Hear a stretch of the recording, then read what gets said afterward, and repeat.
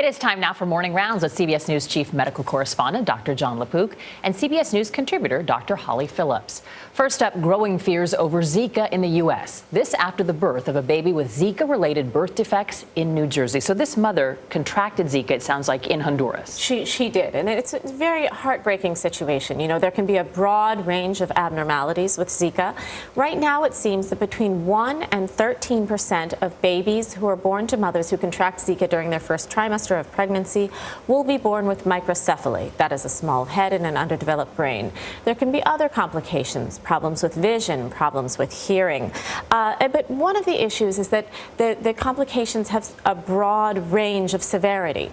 Some babies are born so sick they can't survive more than a couple of days. Others seem to have more mild symptoms. And there's also one sort of outstanding question.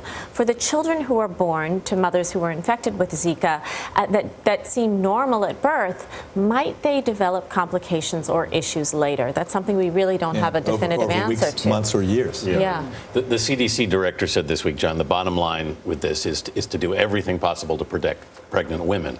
What exactly does that entail? Well, it's basically staying away if you're pregnant or thinking of becoming pregnant. Stay away from areas where Zika is actively spreading. And it can be a changing map. So what I would suggest people do is go to the CDC website. And what they need to do is just Google Zika space CDC. It'll be the first thing up. Click on it, and there'll be a whole thing about everything having to do with Zika, including where you should stay away from. Oh, are you saying that for just pregnant women, or is it specific to this group, or now should the rest of us start to be more aware of this? Right. Well, one of the things, Zika can also be transmitted sexually, so there are considerations for both genders. So, for instance, if you're a man and you've traveled to a place where Zika is spreading, and your partner is pregnant, the CDC recommends that you use condoms or abstain from sex for the duration of the pregnancy.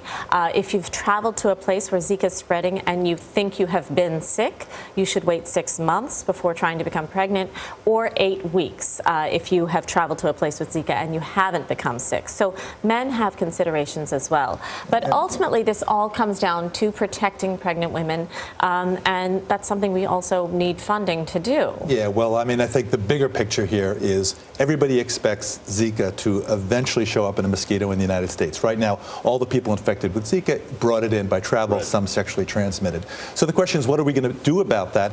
And Congress was asked by the White House at the request of the CDC and the NIH back in February for funding to help combat this in a number of ways. And a lot of people in the medical community are scratching their heads saying, why hasn't that funding happened? Right. And I've spoken to officials